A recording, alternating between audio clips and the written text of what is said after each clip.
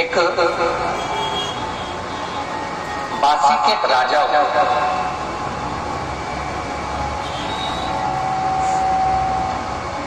जो अपनी धर्म पत्नी के साथ में शंकर के शिवलिंग की आराधना करते हैं। और वो शिवलिंग काय का बनाते थे? भस्म। काय का शिवलिंग बनाते थे? भस्म।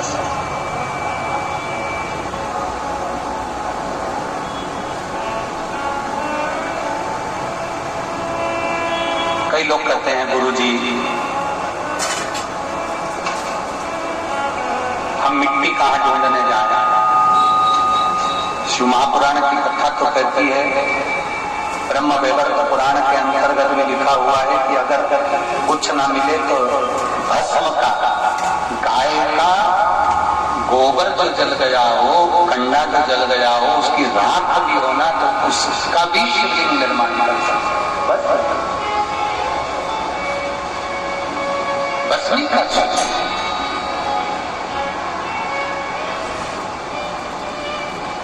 बासी का राजा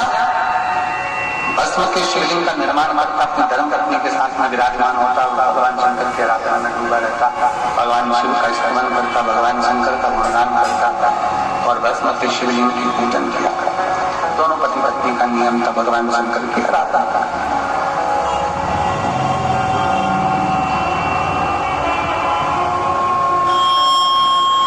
दोनों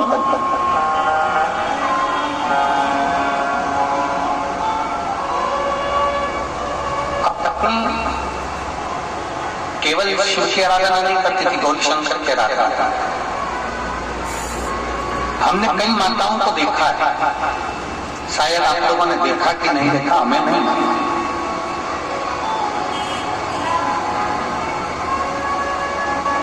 माताएं गोरानी करती हैं। गोरानी करना मतलब सुहागिन करना। इधर होता है कहीं होता पुरुष में, हमको नहीं मालूम।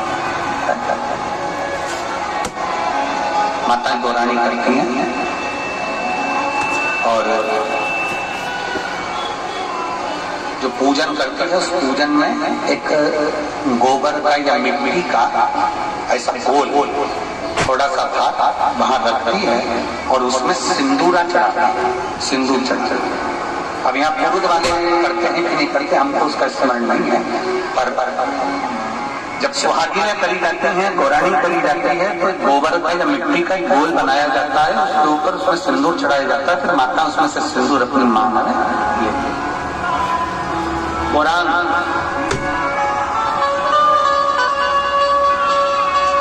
गौरी शंकर कई माताओं को हमने देखा है कि भगवान शंकर के सामने थोड़ा सा जो भी भाग चढ़ा होता है उसको लेकर अपने मस्तक पर, अपने माथे पर उसको लगा लेती है, अपनी मांग में उसको पर। अब जो बासी का जो राजा था, बासी का जो राजा है उसकी जो धर्म पत्नी है वो शिव जी की शिवलिंग का निर्माण करती है। उसके सामने अगर उसको मिल जाता है माटी का ढेला तो उस पर सिंदूर चढ़ा देती है, गोबर मिल जाता है तो उस पर सिंदूर चढ़ा देती है, या कोई पत्ता मिल जाता है वृक्ष का उस पर रखकर उस पर सिंदूर चढ़ा देती है। उसका 7 बार सिंदूर चढ़ाती है और 7 बार मांगना भरती ही उस बासी के राजा की धर्म पत्नी का।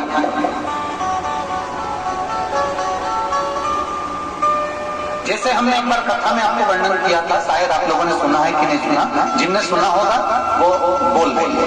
एक बार हमने कथा में कहा था कि तुम्हारे श्रृंगार की अलमारी में जिसमें तुम दर्पण देखती हो, तैयार होती हो, नारी श्रृंगार की अलमारी में मांग भरने की कितनी भी पेंसिल रख ले, वो मांग भरने का कितना वो नई नई डिजाइन की पेंसिल आती है जिससे वो चीज घिस लेती है तो मांग भरा जाता है। पर मांग भरने के लिए तुम भले मांग भरो चाहे मत भरो, पर अपने उस अलमारी में एक लकड़ी का गोल चौकोर कैसा भी लंबा गोल चौकोर कैसा भी सिंदूर रखने का सिंदूरा अपनी अलमारी में जरूर होना चाहिए।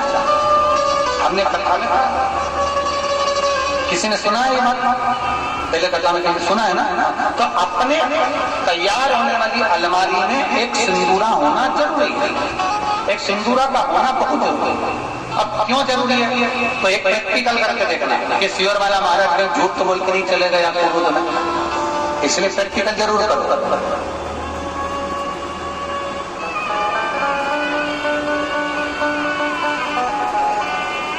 जहां पति पत्नी में आपस में झगड़ा हो रहा,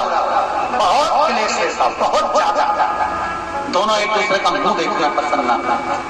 दोनों एक दूसरे के सामने ना आए, इतना क्रोध हो जिस पति पत्नी के आपस में रहता हो, अगर पत्नी एक सिंदूरा अगर शंकर जी के मंदिर से पार्वती जी को टच कर पार्वती जी का स्पर्श करा कर सिंदूर उसमें भर कर उस सिंदूरे को अगर अपनी अलमारी में रख लेती है, जहाँ तैयार होती है उस अलमारी में रख ले, और भले वो मांग में लगा रही कि ना लगा रही, थोड़ा बहुत भी लगाया तो ठीक है, ना लगाए तो अलमारी में अगर रख भी ले, 20-22 दिन के अंदर हमको पत्र लिखकर बताना कि उसकी लड़ाई झगड़ा कम हुआ कि नहीं हुआ, उसका आपस में मेल बढ़ा के उस सिंदूरे का इतना महत्व है कि वो सिंदूरा प्रेमी को आकर्षित करता है। गौरी शंकर शिव महापुराण की कथा चल रही है, जरा ध्यान दीजिए। गौरी शंकर शिव पुराण आप लोगों का स्मरण, पार्वती जी गौरी हैं, शिव शंकर के साथ ध्यान देते कहते हैं, जब मेरे देव जब महादेव और माता पार्वती दोनों प्रसन्न चित्त में होते हैं, दोनों प्रसन्न में होते हैं, तब कहते हैं जैसे गंगा शंकर की जटा से बहती है, मेरे शंकर पार्वती जब जनमानस पर कृपा करते हैं और कोई शिव की भक्ति में डूबा होता है तो शंकर और पार्वती भी अमृत की वर्षा करते ही करते हैं, अमृत की वर्षा शिव भक्ति में आप शंकर की भक्ति में आप डूबे, शंकर की आराधना में आप डूबे, शिव की भक्ति में आप डूबे, शंकर की गुणगान में आप डूबे हैं तो शंकर पार्वती कृपा करेंगे ही, गौरी शंकर कृपा करेंगे।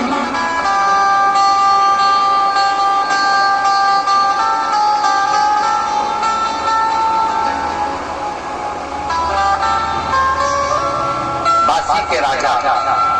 और रानी भस्म का शिवलिंग बनाते हैं, उसकी पूजन सबका अपना नियम पूजन करने। गौराणी भरती है, मांग में सिंदूरा ले, उसका प्रतिदिन का नियम था, मांग में सिंदूरा ले का प्रतिदिन। एक बार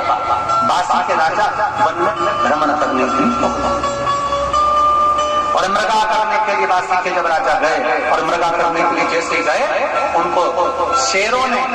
जंगल के राजा शेर ने उसको घेर लिया, चारों तरफ से शेर ने उसको खाने के लिए आक्रमण।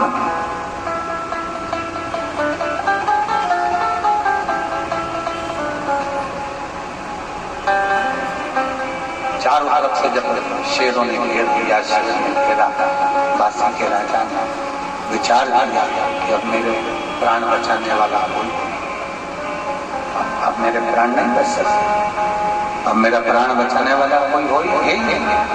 अब मेरे प्राण नहीं बच सकते, अब मेरे प्राण नहीं बच पाएंगे। रानी बैठी हुई थी,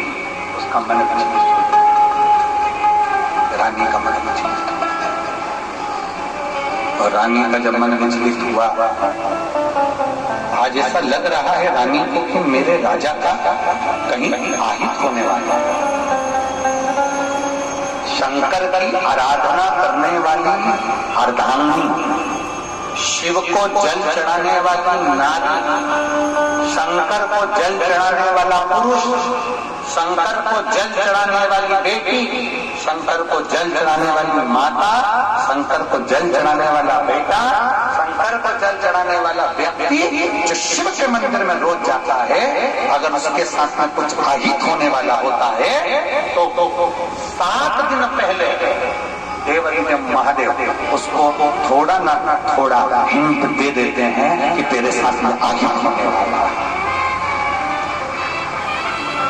शिव को जल चढ़ाने वाला, शंकर का गुणगान करने वाला, शिव की स्तुति करने वाला, शंकर का गुणगान में रहने वाला, शंकर को एक लोटा जल चढ़ाने वाले को मेरा देवाधिदेव महादेव, काल अधिपति महाकाल राजा जिसको शंकर देवाधिदेव महादेव को महाकाल कहा गया है, काल अधिपति कहा गया है, वो काल अधिपति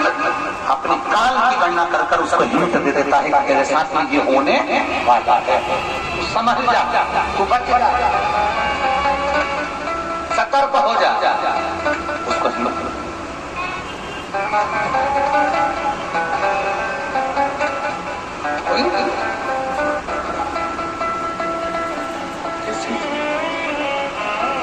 बासी का राजा जंगल में जैसे ही फंसा, बासी का राजा जैसे जंगल में फंसा, चारों तरफ से शेरों ने जैसे घेर लिया तो उसकी धर्म पत्नी को मन में बेचैनी हुई।